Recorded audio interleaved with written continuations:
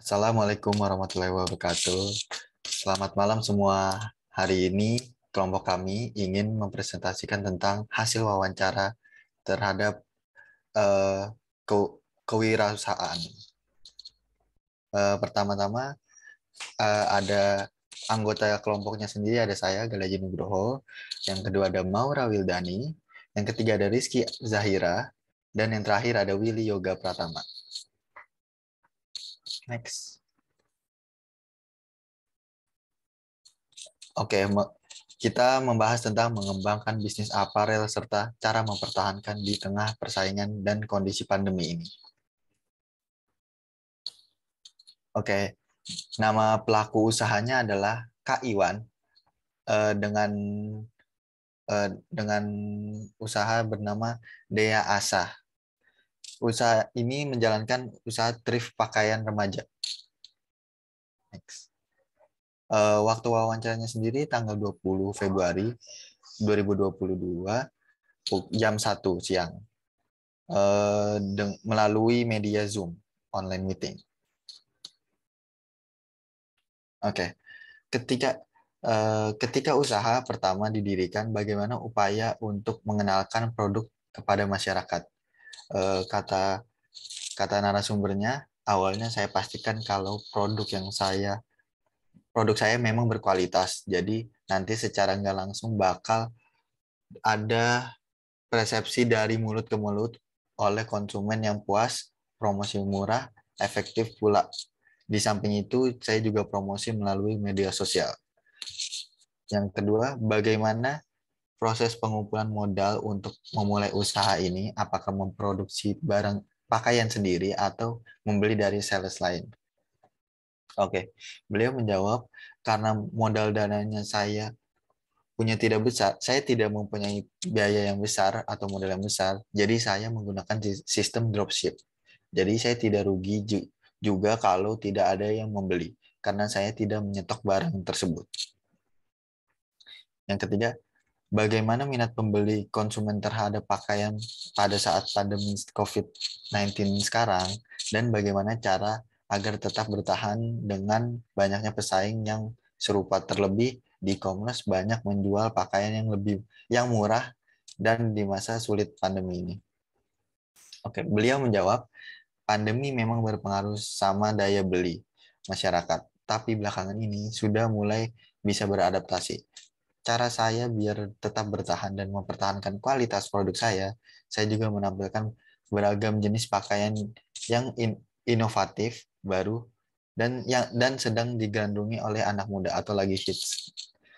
Yang penting jangan pernah berhenti untuk promosi di media sosial. Next.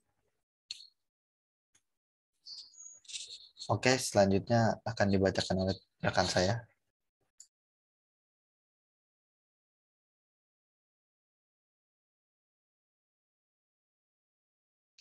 Yang keempat, kami bertanya apakah ada inovasi yang dilakukan agar peminat pakaian ini tetap bertahan. Jawaban dari narasumber adalah yang pertama, pastinya saya membuat pakaian yang saya jual itu beragam. Tentu dengan diskon itu perlu buat menarik pelanggan baru atau mempertahankan pelanggan. Untuk pelanggan tetap, biasanya saya berikan bonus. Packaging yang bagus dan cantik juga berpengaruh. Belakangan ini saya juga berencana membuat produk spesial di hari-hari besar. Misalnya yang dekat-dekat saat ini untuk Lebaran atau nanti untuk Natal. Selanjutnya akan dibacakan oleh Rizky. Baik, pertanyaan yang kelima itu ada dengan perkembangan teknologi dan modernisasi, adakah keuntungan atau kemudahan yang didapat dari bisnis apparel dengan adanya e-commerce di sini? Apa saja keuntungannya? Nah, sumbernya menjawab banyak sekali keuntungan dari teknologi. Bisa dilakukan promosi online, jualan online, bayar online, dan pengiriman yang cepat juga bagian dari keuntungan perkembangan teknologi. Untuk pertanyaan selanjutnya akan disampaikan oleh Willy.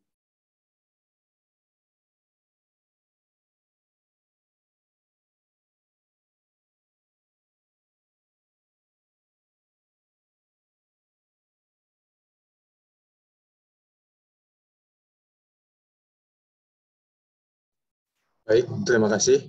Lalu pertanyaan yang keenam yaitu ada apa saja hambatan yang dihadapi dalam menjalankan usaha ini? Dan bagaimana cara Anda mengatasi hambatan tersebut? Lalu sang narasumber pun menjawab, namanya pedagang memang harus bersaing, tapi sekarang persaingan jadi besar melalui e-commerce, apalagi sekarang harga produk sudah terpampang jelas, jadi terlihat sekali bahwa produk murah akan lebih menarik konsumen. Karena tadi saya menggunakan sistem dropship, jadi kadang saya tidak bisa memastikan bahwa produk yang dikirim telah sesuai atau belum sama keinginan consumer. Selanjutnya akan dilanjutkan oleh rekan saya. Oke, jadi dari hasil wawancara ini kita menganalisis wawancara tersebut dan ada beberapa poin. Oke, yang pertama ada satu, modal. Modal yang diperlukan tidak perlu besar dan merupakan uang pribadi miliknya sendiri. Jadi tidak bergantung dengan siapapun atau terikat dengan perjanjian apapun. Selanjutnya ada sistem penjualan. Melalui sistem dropshipper ini tidak tidak tidak mengambil resiko banyak. Tidak mengambil resiko banyak. Oke, terus selanjutnya harga. Harganya sendiri relatif terjangkau. Yang keempat ada peluang. Di masa pandemi ini banyak remaja yang membeli pakaian thrift dengan hal yang perlu diperhatikan yaitu kualitas produknya, packaging yang bagus, inovasi produk pada hari-hari besar, dan inovasi produk pada hari-hari besar. Dan yang terakhir, promosi. Promosinya sendiri dengan media sosial media dan e-commerce dengan potongan gratis ongkir, diskon produk, dan free produk. Oke, sekian presentasi dari kelompok kami. Selebihnya mohon maaf. Wassalamualaikum warahmatullahi wabarakatuh.